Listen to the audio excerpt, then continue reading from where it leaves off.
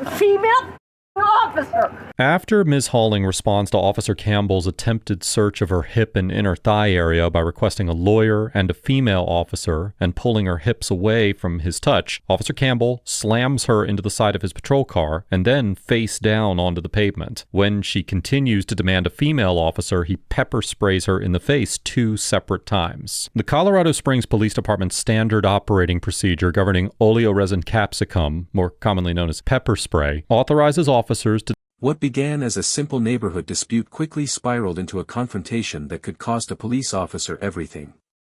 A woman repeatedly asked for one thing, a female officer, but within moments, she was slammed to the ground, pepper sprayed while handcuffed, and accused of resisting arrest. As body camera footage revealed what really happened, serious questions emerged about excessive force, falsified official records, and whether constitutional rights had been violated. The courtroom battle that followed exposed shocking contradictions, challenged the credibility of the officer involved, and ultimately led to a lawsuit that could have lasting consequences.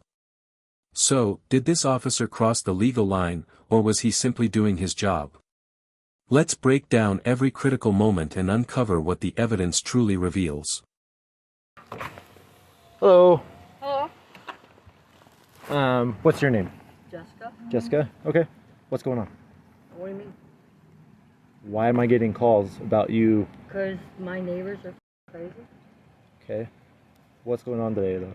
What do you mean? Why are we getting phone calls? Did you ask them? Yeah, but I'm asking you. Did I call you? Okay. What's with all the White Claw? What do you mean? Alcoholic beverages that are open and you're in a motor vehicle with the keys in the ignition?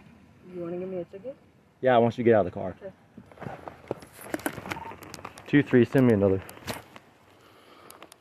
Oh, thanks. Face that way. Yep. Put your hands behind your back. Yep. Oh, thanks. If you can start for 7616 Red Spur Point. Right now you're being detained for suspicion of driving under the influence, among other things. This scene establishes the foundation of the entire case.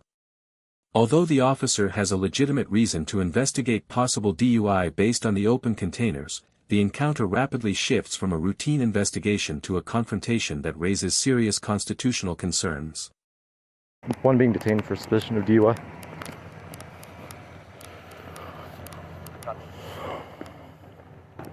Face that way for me. Do you have any weapons on you, Jessica?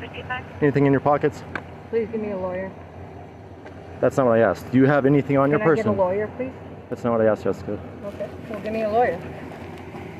And a female. What's and this? a female officer. Don't and a female resist. officer. Do not resist. What did I tell you, Jessica? Give me a female officer. I'm conducting a pat-down of your person before putting you in the back of a police cruiser. Give me a female officer. Do not resist. Give me a female officer right now. No. You're not going to touch me. Give me a female officer right now.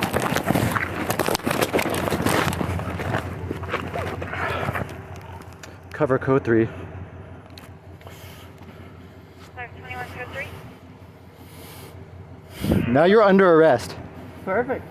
Give me a female officer. Channel V code I 1 can't for breathe. 7616 Red Spur until Stay on your another side. United phone B. This is the first major turning point. Jessica's repeated request for a female officer becomes the central issue throughout the incident. The officer treats her objection as resistance, while later legal analysis questions whether her request was actually reasonable under department policy.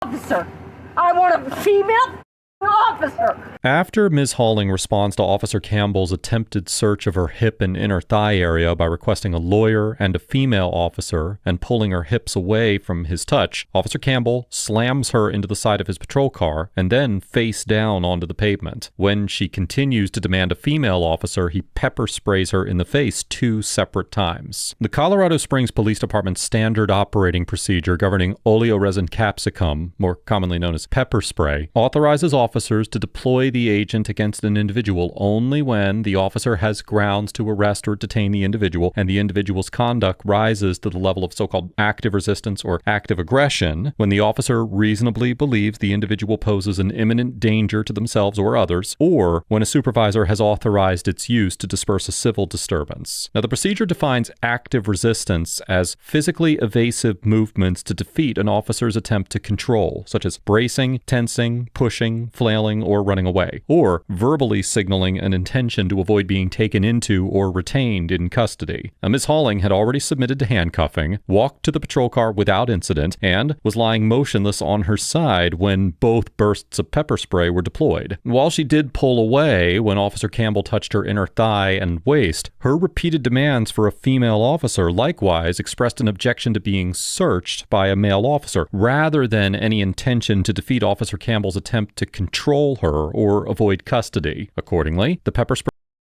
This is the emotional climax of the entire video. The use of force transforms a routine detention into a potential civil rights violation.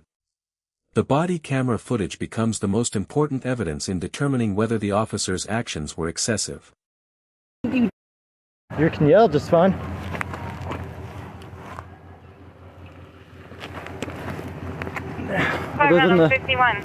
Other than the pepper spray, do you have any other injuries on your person right now? Yeah, my ribs I'm hurt. gonna have to divert you to NT Gap. I think I'm gonna have plenty on the wrong side of the road.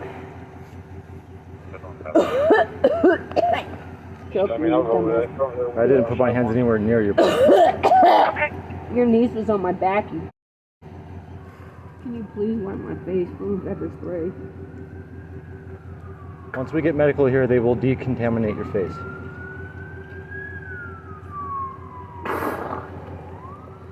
Roll to your side and try to let that rain wash it off. Copy. Roll on your side, let the rain wash it off. No, I can't see. You got so much pepper spray in my eye. All I did was ask for a female cop and you sprayed my eyes. You.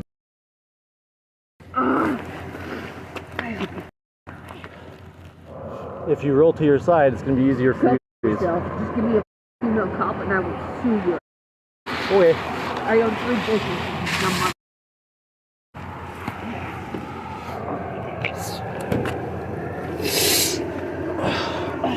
All right, here's the deal. I'm going to sit you up. You're going to sit in the back of my police cruiser. Go You fight us, that's additional charges. Do you understand? go yourself. Then medical can come here and they can fix you.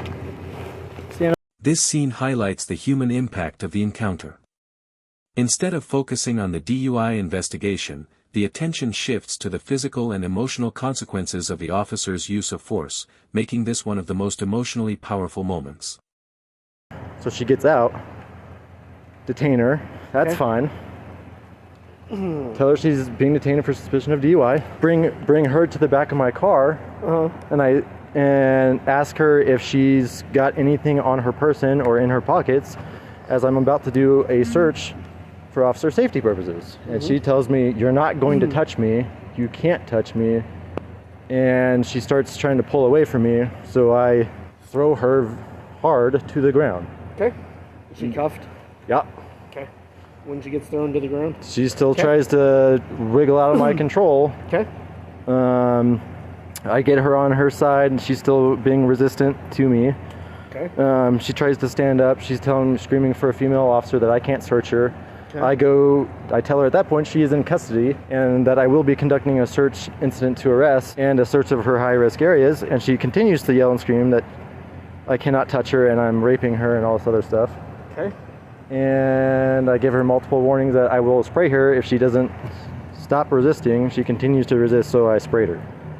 Okay. It's 2 squirts to the face. Not super effective. I got the left eye-ish. Okay. Then I'd play the hold status right there in the middle of the street. This statement later becomes critical courtroom evidence. It directly contradicts portions of his later testimony and significantly damages his credibility during the legal proceedings.